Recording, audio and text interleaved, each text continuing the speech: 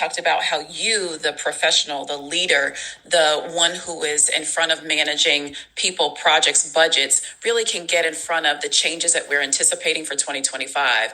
And so I recommend go back and listen to that video because we really are building on top of things that leaders first need to do for themselves before then you can begin to use your influence in other ways. But why are we doing this? Why are we talking about change in 2025? Here's what I know as an executive coach and a writer around the areas of professional development, leadership development, and also career transitions. There are a number of things that we're seeing, and I'm seeing with my coaching clients that we're anticipating for 2025. Some organizations and companies are going through pivots or foundational organizational shifts. Sometimes that is downsizing. Sometimes it's adding on or merging or acquiring a new company. It may be shifts in team roles and organizational structures. So your org chart might be changing. There are a number of things that can be going on that lead to change, right?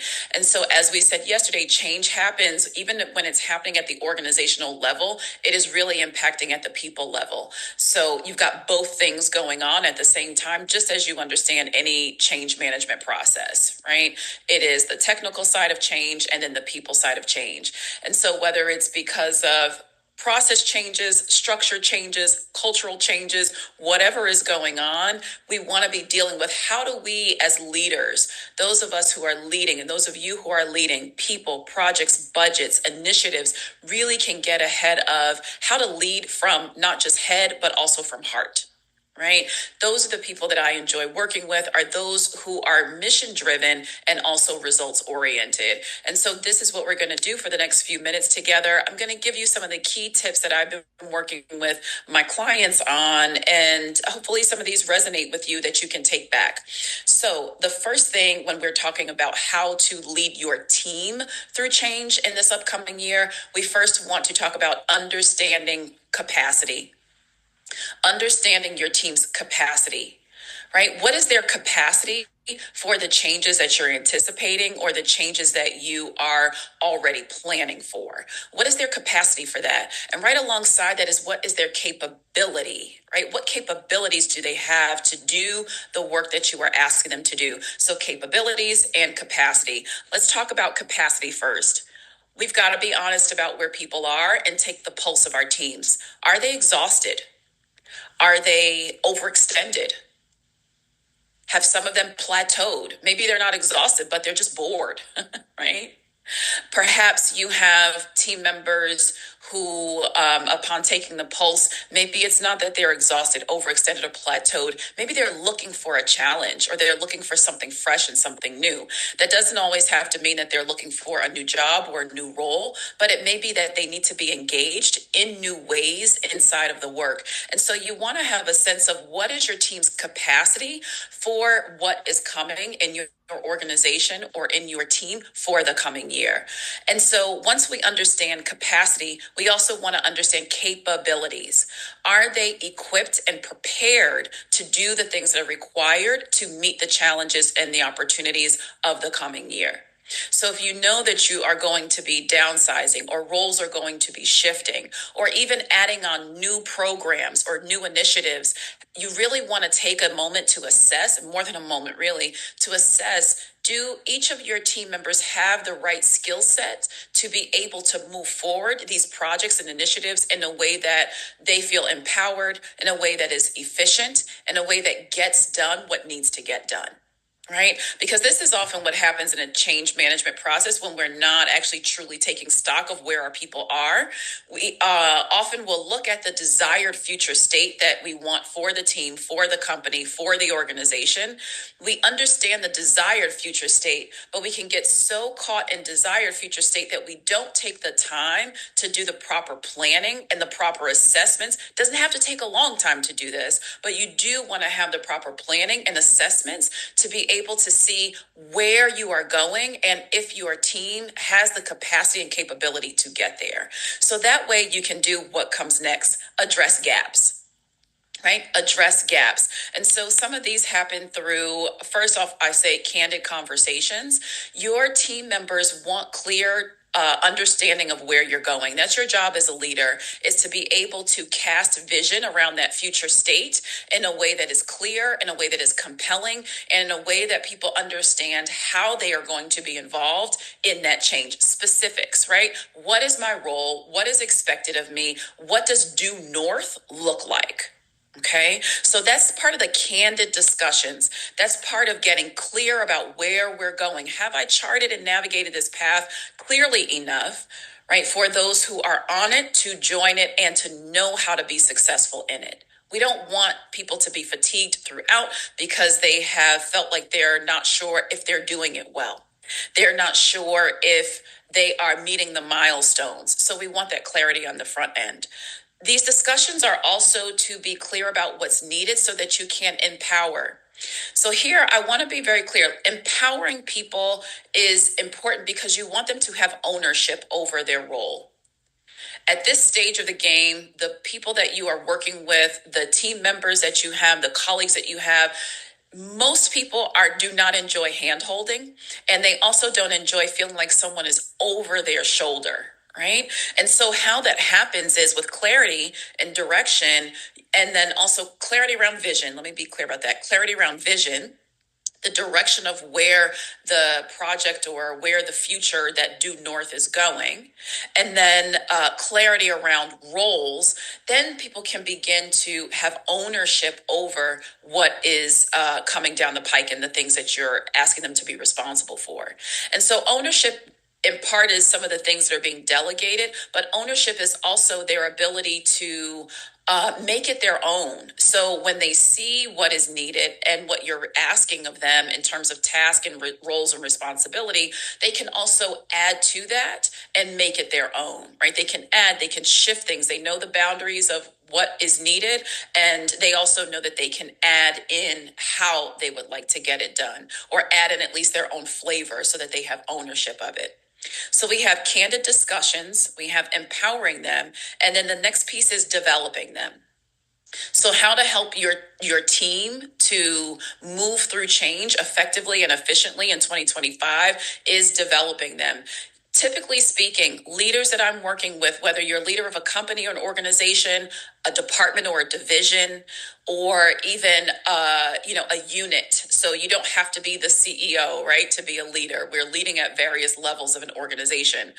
But when you're at a leadership level, typically you are developing yourself. I hope so. I hope that this is kind of common practice for you already to be developing yourself. So that's whether it's through certifications, through books. Like you see, I have my bookshelf or one or two of my bookshelves right behind me. You're developing yourself as a leader. You're sharpening yourself. Why? Because leaders go first.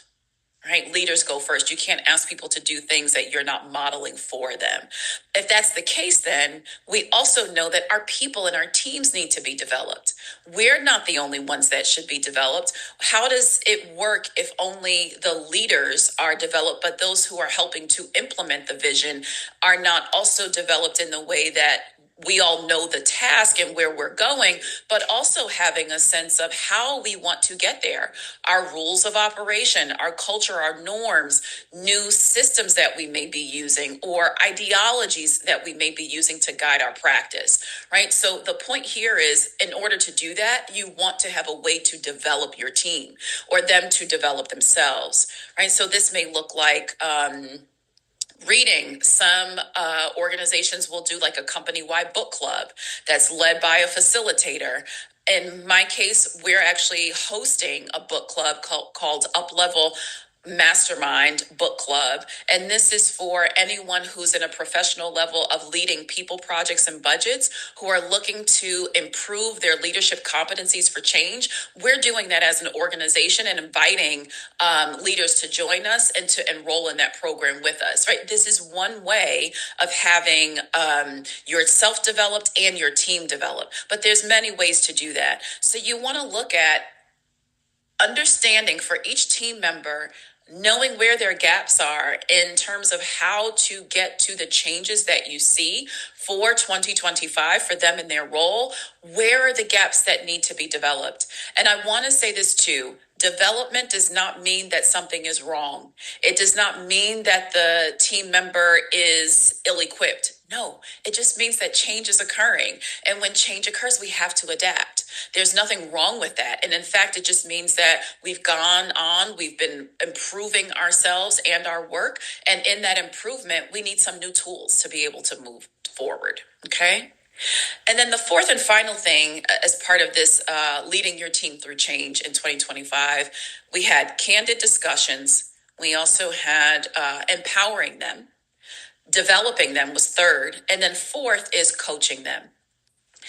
The job of the leader, one of my mentors says this, is to be the chief reminding officer. This does not mean that you are a nag, but it means you're checking in on your people. You're seeing how are they doing with the milestones that you've set for them or that they've set for themselves in order to navigate through the changes that are anticipated for their role and for their work in 2025. And so coaching them gives them the opportunity to still hold ownership over their work, their roles, right? So you're not picking it up and taking it from them. But as coach, you're checking in and seeing, how are you doing? How are things going? I know we were looking at developing, your maybe decision-making skills or your communication style. How is that going? What has worked for you? What has felt like it is not working so well for you? You get where I'm going? Coaching here is assisting the individual, the team member, with being able to not only recognize where there may be gaps or opportunities, but then also to develop themselves and see how they can kind of course correct and implement along the way. Right? Development happens over time. And so that's why that coaching is important. So those are four key things that you can do to help lead your team through change in 2025. Being sure that first off, like we said in the first video, leaders come first. So make sure you watch that one to be sure that you are in a good space to lead. But then second, it's making sure that we have these four keys in place: candid discussions, empowering your team members, developing your team members, and coaching them. And so I would love to offer you, extend this opportunity for you to join us. There's several of us already coming together for Up-Level Mastermind Book Club, and we are starting in January, mid-January, but enrollment is happening now. Enrollment is happening now for that. This is for any professional who leads people, projects, and budgets, some combination of those. And you know that you're looking for developing up some of your own leadership competencies, things that you know you want to strengthen. And this does not mean that you have not been doing well or that you're not successful. Quite the opposite, actually. Typically, it is the person and the professional who is doing well, who is positioned to lead, who already has a team, or who already is in front of managing a number of things that is saying, I want to fine tune. I want to fine tune my skills so that I can do this a little bit more efficiently. And really efficiently, let me just say it plain language. It's so that it's a little bit less arduous for you, so that it is, that there's a bit more flow, that you have more flow to your work, and it doesn't feel like there's friction in your skill set, right? So those conversations with, your team members, conversations even up to supervisors and managers, conversations that you may need to have with vendors. Also, meetings, how to run those meetings a bit more effectively when you're working through change. So there's a number of kinds of competencies that are needed to be able to excel and to do so in a way that it feels more effortless for you. That's why we're hosting Up-Level Mastermind Book Club. So you not only get a little bit of training in there throughout our 6 weeks, but you also get to tap into community with others who are mission driven and results oriented, just like you are. So check out the comments below. I will put some information there for you to DM me and get to join us. I'd love to have you join us in 2025. Again, registration is open now. It does close soon. Right now, we've even got a payment plan going for it to be able to encourage you to jump in and make it really easy for you. But you want to jump in while that payment plan is going. Great to talk to you, and I'll see you tomorrow for our last and final installation on Leading Through Change in 2025.